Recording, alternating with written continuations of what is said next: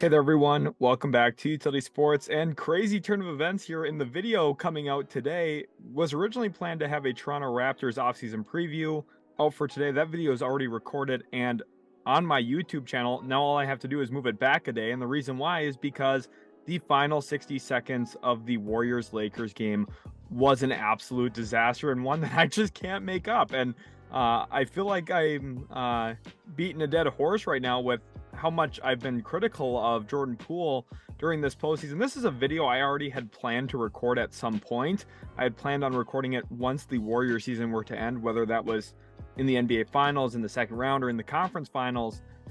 I've had this plan for quite a while. And, well, I felt like today was actually the perfect day to record it because during the game, I couldn't help myself.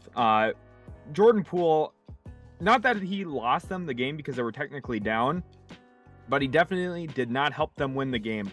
In the final 60 seconds of the game, down by 3, you get a Poole left-handed runner completely out of control. I know the shot clock was winding down, but part of the reason why the shot clock was winding down is because he always does that to himself, where he just dribbles around until he's out of time and either turns the ball over or throws up some junky shot at the end of the shot clock. And sometimes when it goes in, he has an awesome highlight that goes all over Instagram.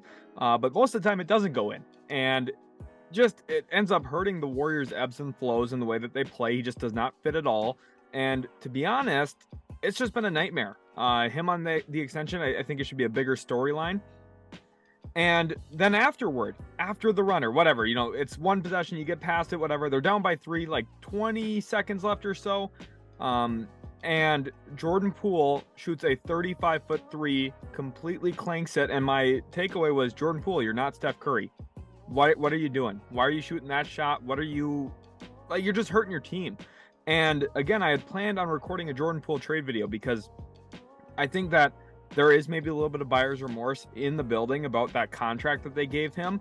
But I think there's other teams around the league that would still value him and say, look, if we use him differently, put him in a different system, because the Warriors system is so different, that maybe we can get more out of him and put him in a role that he's more comfortable. And then there's some very easy fixes to his game as well. He needs to slow down. He needs to keep his chin behind his feet when he's driving the basketball. He gets way too far forward, causing him to lose his balance a lot of the time. And he doesn't play off of 2 feet at all. Those are very easy adjustments to his game that I think would help him get to the next level as an offensive player. So if I was a team, I'd be interested in buying in on him because I would think that there's solutions to some of his issues currently. And if I'm the Warriors, I'm probably running out of hair. Either that or my hair is completely gray at this point, because every time I watch him, he stresses me out so badly. And I just feel like with their championship window, I know they won one last year with him. Remember in the finals, they started to sit him towards the back end of that series. So I wanted to go through some trades today that I think are realistic. I have 5 trades. I think that they get progressively more and more realistic. So if you don't like the first couple, I think the value kind of evens out a little bit better toward the back end. But I wanted to give more than 1 or 2 teams in this video. I wanted to give a kind of complete look about some of the offers maybe the Warriors would field. So I understand if you don't like any of the offers, and just feel free to revise them down in the comment section below. Also, if you are new to the channel and enjoy this style of video, leave a like. It lets me know I'm doing a good job. And then also make sure to subscribe to the channel, turn on that notification bell so you don't miss out on more content here at Utility Sports. And let's jump into it with our very first trade. And this one is one that is a little funky, and Raptors fans are probably going to be saying, don't give us Jordan Poole. But I think there's some good rationale on to why this makes sense for both Toronto and Golden State. Toronto here, you're getting Jordan Poole, who would be one of the better ball handlers on your team and one of the better self-creation scorers on your team. Now, I know that I've listed a lot of his flaws. I've been fairly harsh on Jordan Poole so far in this game, or in this video, excuse me. And obviously I'm fueled by the most recent game mostly, but there isn't recency bias here. Again, this is something that's planned that I was going to record later on, but I just felt like right now is the right time.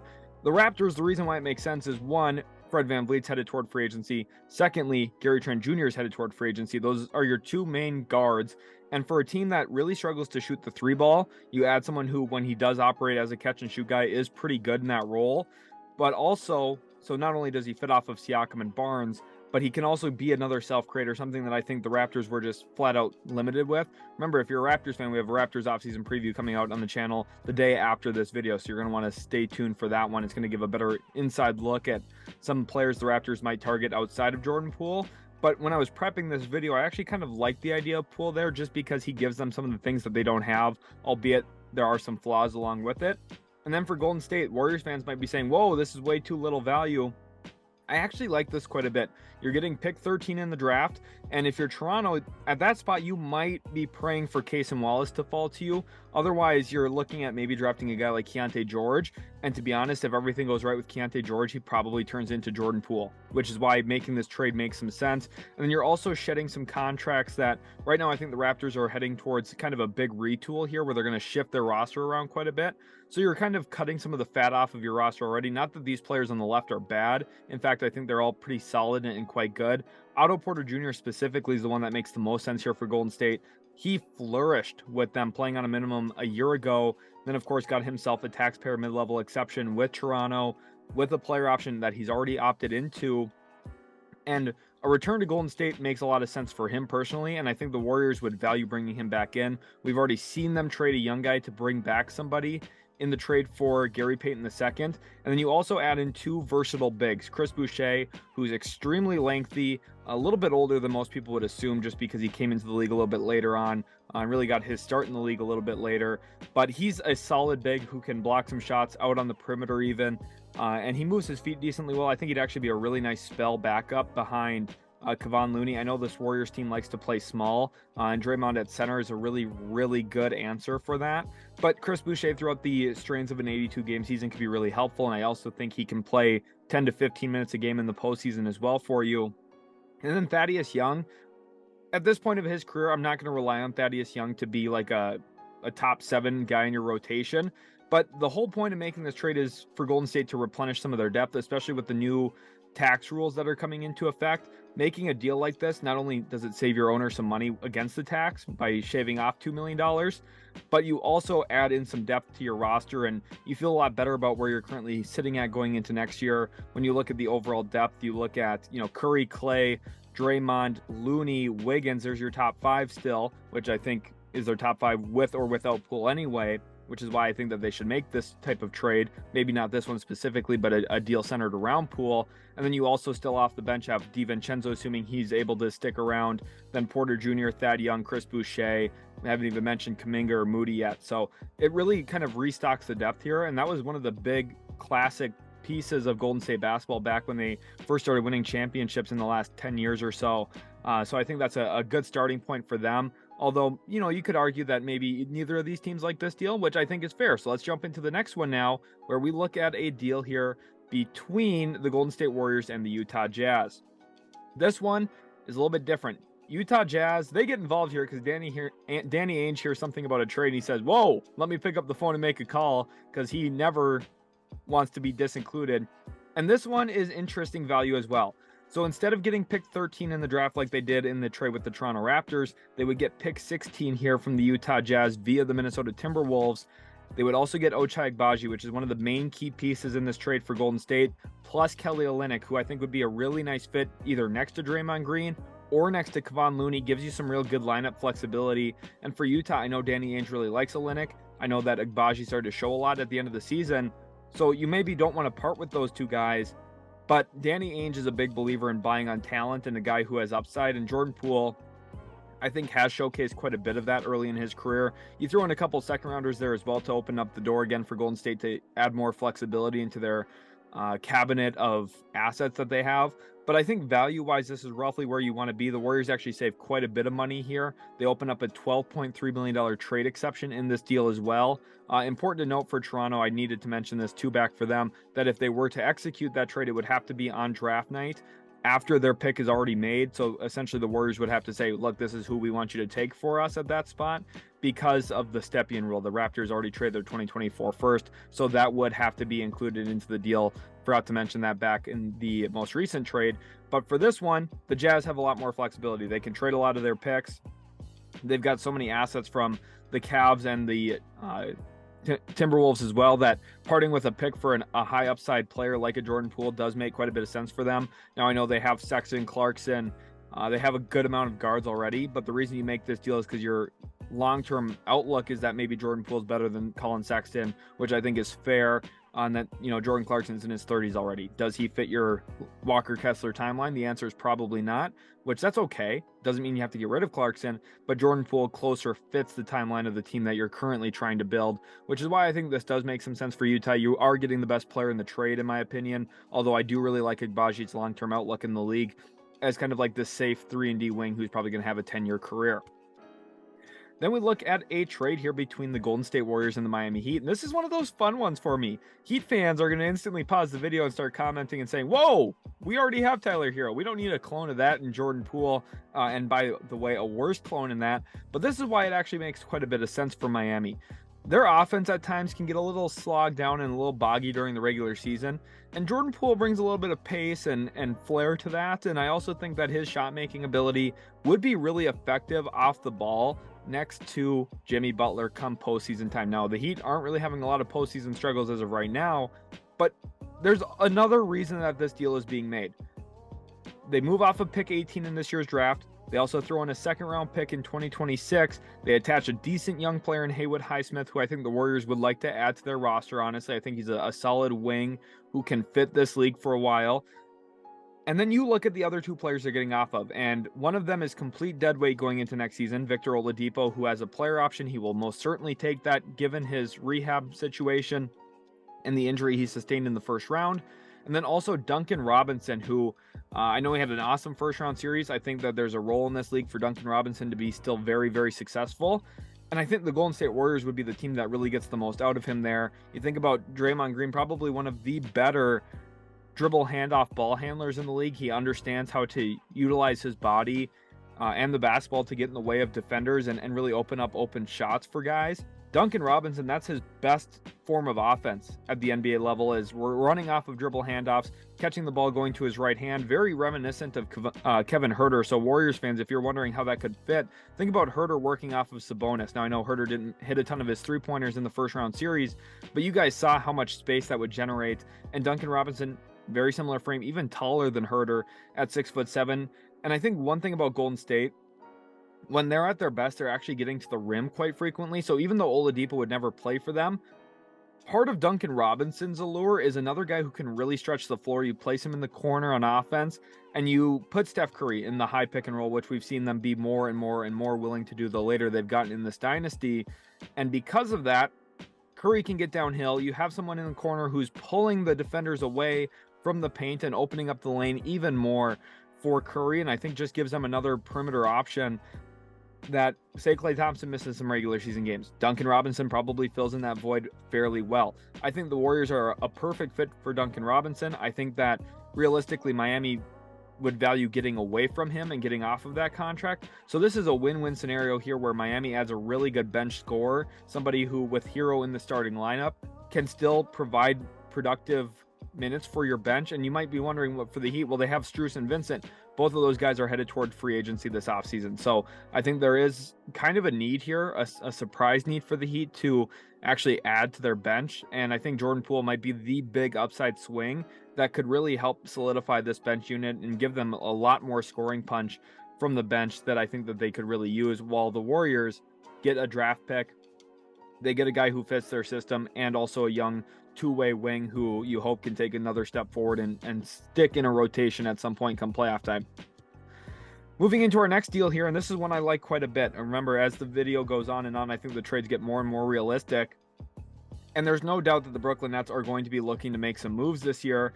And the Golden State Warriors, if they do trade Jordan Poole, are going to be looking for a few things. I think they're going to be looking to increase depth, which means typically a 1-for-2 type of trade or a 1-for-3 type of trade, which is what we've mostly shown so far, where they get a few players back for one, and they're looking for a draft pick in the deal. And this is why a deal here makes a lot of sense with Brooklyn, who has a lot of players that they'd be willing to part with. I think the Nets are in a spot where they're going to likely reshuffle a good amount of their roster. And because of that, they're probably willing to give up Spencer Dinwiddie, who's now 30 years old, and Dorian Finney-Smith, who is a really good two-way wing. And you might be saying, that seems like a lot of good value going back to Golden State, and that's exactly what I think it is. But it makes sense for Brooklyn, too, because they're looking for a starting guard who can create his own shot. And I know Spencer Dinwiddie does that to a certain extent. He's pretty good in that way. I think Jordan Poole, his long-term upside, and just given his age difference between him and Dinwiddie, the timeline makes a lot more sense for Brooklyn to pair somebody with Mikal Bridges and really start to flesh out your team long-term. They have so many draft assets now at this spot with a vast collection of tradable firsts after moving both Kyrie and Kevin Durant, that they have a real loaded chest. They also have a bunch of second-round picks too that they could look to move after the whole Jay Crowder deal. So because of that, they're now in a spot where they can afford to send some stuff out. It hurts to part with Dorian Finney-Smith, especially given the offers that they were reportedly receiving at the deadline. But it does make some sense in terms of what Jordan Poole is going to bring to them. And then for the Warriors, again, you're getting 2 for 1 here in terms of player ratio, and you're also getting guys who make sense to help you win. Spencer Dinwiddie, Dorian Finney-Smith, both key players when the Mavs made a big Western Conference Finals run just a year ago. And I think the Warriors would use them in similar roles. Spencer Dinwiddie would come off the bench. Dorian Finney-Smith would also come off the bench. And DFS would be an awesome backup 4-man for them. I could even imagine him playing a little bit of small ball 5, but significantly less time doing that than what we see Draymond doing. But if you're looking for kind of a 4 who could fit next to Draymond playing the 5, DFS is a really good option there. And then Dinwiddie kind of gives them back to what they had with Andre Miller. Or excuse me, not Andre Miller, Sean Livingston.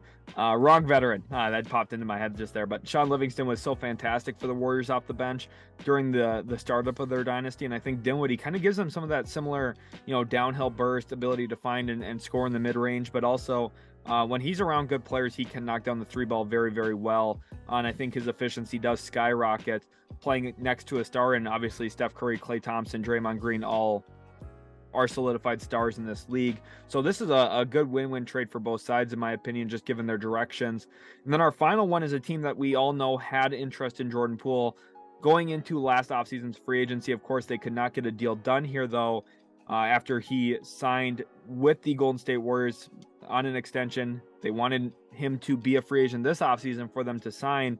And they weren't able to have that come to fruition, so they might just have to trade for him. And I know it looks like they're giving up a lot, but let's talk through it.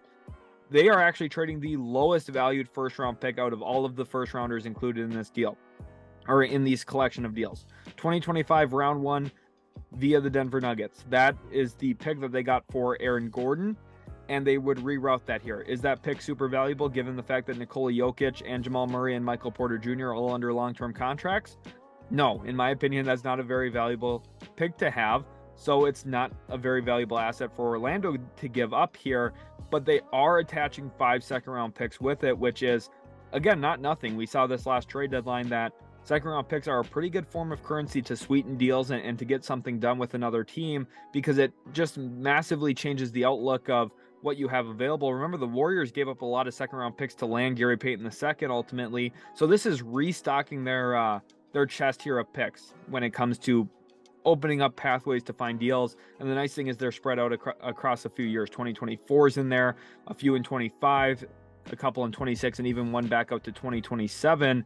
And then on top of that, you're getting a couple upside pieces. Gary Harris, not necessarily that he's going to have a high upside in terms of developing as a player, but the fact that he shot above 40% from 3 this past year. Now, I know he's streaky, but this is a bench piece for Golden State where you would expect him to come in and give you some decent run when he's in the game, especially playing around good players, something he hasn't done for quite a while. But I think now in Golden State, he could find a role that does make sense for him and just benefits the team in a way that they're not going to have to rely on him the way that Orlando has had to over the last couple of years after acquiring him, which I think is good. And Orlando definitely started to shy away from relying on him as well. But then the other piece here, Jonathan Isaac, and I know a lot of Magic fans don't want to quit on him, don't want to give him up. I think that for Jordan Poole, that's probably something you would consider doing, because Jordan Poole is an upgrade to this roster. Markelle Fultz played fantastic minutes down the stretch of the season, especially once he started to get more and more acclimated coming back from his injury. So because of that, they're in a very strong spot to add to him and add to Paolo Banchero and Franz Wagner and Wendell Carter. And Jonathan Isaac, it just, like, they've rehabbed him so many times. It just feels like he needs a change of scenery. He needs a new training staff and a new medical team. And I hope that he can stay healthy, because if he does, this is like a really, really scary piece for Golden State to potentially add. Now, I know there's some risk here because he's on a $17 million a year contract. And because of that, there's some risk assumed there because you're paying a guy who might not play for you just given his injury history. But if he does, he's like a home run addition and he's a perfect fit in Golden State. He would play a fantastic role for them as a perimeter defender and a potential weak side help guy too. And then I think offensively, he'd probably have the most productive basketball of his career playing out of Golden State style with the way that they pace and space. And, they post up a bunch of different guys. Wiggins posts up quite a bit. Draymond does as well. Even they post up guards as well. They'll just get some of their post split series going. So I think Isaac would fit out of all of those things as well. And that's why I think, this would be a nice scenario for both teams because Poole gets his fresh start somewhere that I think would be good for him and put him in a different role and different usage level than he's currently at. And the Warriors, again, get 2-for-1 here. They get a collection of assets that they could look to make future trades with and just kind of reopen some of their options moving forward into the future if there's a belief that Jordan Poole is not the guy. Let me know down in the comment section below what you think about these trades. Give me some counter ideas for trades. Let me know if you think Jordan Poole should or could be traded as well. Thanks again so much for watching, guys. Hope you did enjoy, and we'll catch you in the very next Utility Sports video.